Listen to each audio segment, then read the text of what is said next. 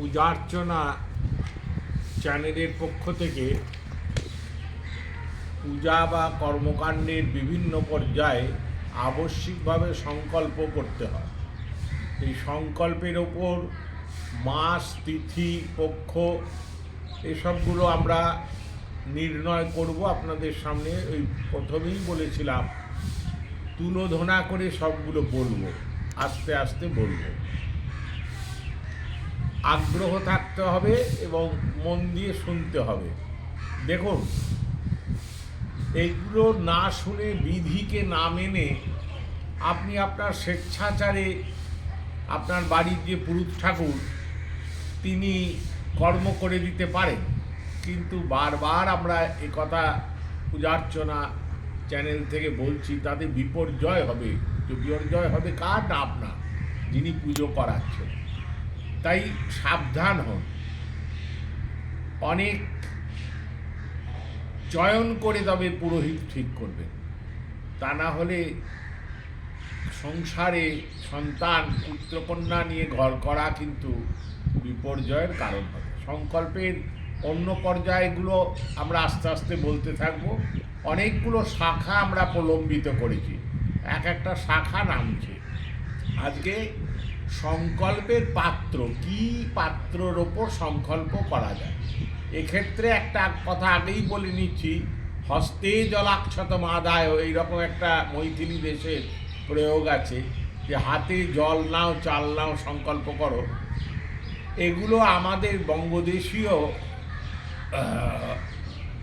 রঘুনন্দনের যে ব্যবস্থা, তাতে এগুলো গ্রাহ্য হয়নি। কেবলমাত্র আমার ওই জলাশয়ে অবগাহন স্নান, মাকড়ি সপ্তমী, প্রেয়া, কুম্ভ স্নান ইত্যাদিতে স্নানের যে সংকল্প, সেখানে হাতে জল শুধু নিয়ে সংকল্প করা যায়।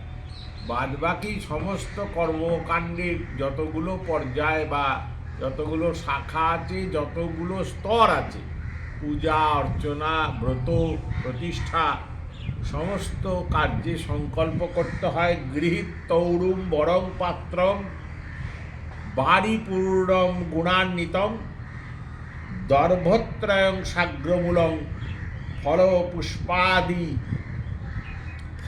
পুষ্পতিলান্বিতম। গৃহীত তৌরুম বরং পাত্রম বারিপূর্ণম গুণান্বিতম দর্ভত্রয়ং সাগ্রমূলং ফল পুষ্পতিলান্বিতম জলাশয়ারাম কূপে সংকল্পে পূর্বাদিংমুখ সাধারণে চত্বরস্যা ঐশানাং নিক্ষিপেত পয়ঃ। সংকল্পের পাত্র সম্বন্ধে বলা হয়েছে গৃহীত তৌরুম বরং পাত্রম বারিপূর্ণম গুণান্বিতম। ঔরুম্বর পাত্র ধারণ করো এবং ঔরুম্বর পাত্রকে জলপূর্ণ করে নাও। এবার ঔরুম্বর পাত্র কিরম পাত্রকে বলা হয়েছে? না, এই ঔরুম্বর শব্দটা যেমন ধাতব অনেক অর্থা, আমরা বলেছি ধাতুর অনেক অর্থ হয়, তবে একই শব্দ পদ অনেক রকম অর্থে প্রযুক্ত হয়। ঔরুম্বর সাধারণত আমরা কাঠকে বুঝি, যেমন অশ্বত্থ গাছকে ঔরুম্বর বলা হয়, অশ্বত্থ ঔরুম্বরম। ঔরুম্বর মানে কাঠের পাত্র সাধারণ বোঝায়, কিন্তু পুলিঙ্গে এটা কাষ্ঠপাত্র হবে। কিন্তু যে সময় ঔরুম্বর স্ত্রীলিঙ্গে চলে যাবে, তখন এটা তাম্রপাত্র হবে, তামার পাত্র। তাই ঔরুম্বর পাত্রে জলপূর্ণ করে ধারণ করা, তার মানে তাম্রপাত্র, যে কোনো তাম্রপাত্র, কোষাকুষি হোক বা তাম্রাধার হোক, যাতে জল নেওয়া যায় এই রকম পাত্র, সেই পাত্র। এবং সেই পাত্র যেন নিশ্চিতভাবে অষ্টাঙ্গুলি পরিমাণ মাপিক হয়, বা তার অধিক হলেও ভালো, তার নিচে যেন না হয়, গুণান্বিত। এই জন্যই তার গুণ সংযুক্ত করে দিয়েছে। বারিপূর্ণম, তাতে জল থাকবে, আর দর্ভত্রয়ম সাগ্রমূলম, তাতে সাগ্র তিনটে কুশ থাকবে। ফলপুষ্পতিলান্বিতম, ফল থাকবে, ফুল থাকবে, তিল থাকবে। এই ফলটা কি থাকবে না এটা নিয়েও বিরোধ আছে। তা হলো আমাদের বঙ্গদেশে যেটা প্রচলিত বা মুখ্যত রঘুনন্দন স্মৃতি অনুসারে নারিকেল ফলং শ্রেষ্ঠ, হরিতকি ফলং শ্রেষ্ঠ, নারিকেলঞ্চ তথৈব চ তদ্ভাবেরম্ভাশ্চৈব ন গুবাক কদাচন। হরিতকি হচ্ছে শ্রেষ্ঠ ফল, তাকে নিতে হয়। হরিতকি অভাবে নারিকেল চলবে, কলা রম্ভা চলবে, কিন্তু কখনোই সুপারি চলবে না।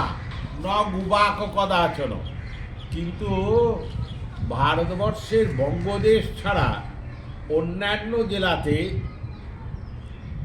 যেখানে সংকল্পে গুবাক বা সুপারি ইত্যাদি ধারণ করার ব্যাপার সেখানেতে নির্দেশ করা আছে। যাই হোক, আমরা আমাদের বাংলারটাই ধরব। যদি আপনাদের জিজ্ঞাসা থাকে কমেন্টে লিখবেন। আমাদের যে পূজার্চনা চ্যানেলে সেখানে আমরা ওই ফল কোথায় তাম্রপাত্রে জলমদত্তা ক্রমুকম কুসুমক্ষতম তুলসী তিলগন্ধাশ্চ, তাম্রপাত্রে ফলমদত্তা ক্রমুকম কুসুমক্ষতম তুলসী তিলগন্ধাংশ্চ সংকল্পঙ্কারয়েদ বুধ। এইখানে দেখো ক্রমুক, ক্রমুক মানে ওই গুবাক বা সুপারি, সুপারি দেওয়ার কথা বলা হয়েছে ভবিষ্য পুরাণের বচনে, কিন্তু আমাদের বঙ্গদেশেতে ন গুবাক কদাচন বলা হয়েছে। তাই ঔড়ুম্বর মানে কাষ্ঠপাত্রও হবে পুল্লিঙ্গে, আবার ঔড়ুম্বর লিঙ্গান্তরে তাম্রপাত্র হবে। আমরা তাম্রপাত্রকেই এখানে স্বীকৃত এবং সংকল্পে তাম্রপাত্র গ্রহণ করা হয়। এই সংকল্পের পাত্র নিরূপণ, এই পর্যায়ে যদি প্রশ্ন করা হয় কি পাত্রে সংকল্প করা হবে, কখনোই হাতে জল নিয়ে সংকল্প করা যাবে না, কোনো পাত্রে করতে হবে। শঙ্খও চলবে, রৌপ্য স্বর্ণ এসব পাত্র তো চলবেই।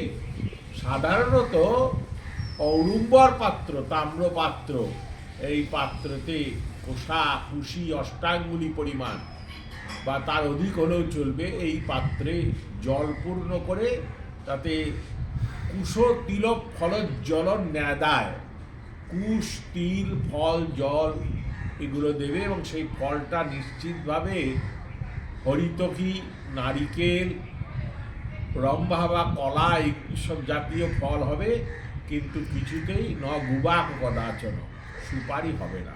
এইসব ফল সংযুক্ত করে সংকল্প মানে যেটা আপনারা জানবেন শপথ গ্রহণ করার মতো অনেকটা। যেমন ওই আমাদের সংসদের সাংসদ হলে বা আইনসভার সদস্য হলে বা যেমন আমাদের ওই যারা বিচারপতি ইত্যাদি নিযুক্ত হন, তারা নিযুক্ত হওয়ার পর যেটা তারা ওথ বলা হয়, শপথ গ্রহণ করেন, এটাও অনেকটা সেই ওথেরই সমান, শপথেরই সমান। আমি কি কি কার্য করছি, কোন দিনে করছি, কে করছি, কার জন্যে করছি, কি অভিপ্রায়, কি কামনা, কি বাসনা ইত্যাদি সব মিলিয়ে বাক্য রচনা করা হয়। বাক্যানুরচনা কার্যা বিধি বাক্যানুসারত।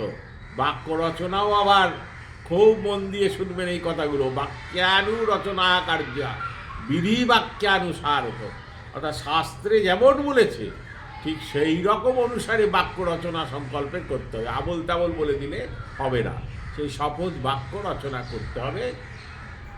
এতদূর আপনারা এই বিষয়ে শুনুন। সংকল্পের পাত্র নির্ণয়, সংকল্প পাত্রে কি কি থাকবে, আর সংকল্পের বাক্য রচনার সময় বিধি বাক্যকে অনুসরণ করতে হবে নিশ্চিতভাবে। সেখানে শুদ্ধ সংস্কৃত ভাষায় বা শুদ্ধ ভাষায় বাংলাতেও বললে হবে, কোনো মানে অনিবার্যতা নেই যে সবসময় সংস্কৃতই বললে দেবতারা শুনবেন, বাংলায় বললেও দেবতারা শুনতে পারে। শব্দ মাত্রই ব্রহ্ম। এই হলো সংকল্পের প্রাথমিক পর্যায়ের কথা। এর পরের ভিডিওটাতে আমরা তিথি, বার, নক্ষত্র, মাস এইগুলো কোন কোন কার্যে কোন কোন পর্যায়ে কীরম ব্যবহার হবে সেগুলো আপনাদের সামনে বলব। জয় গুরু, জয় শ্রী সীতারাম।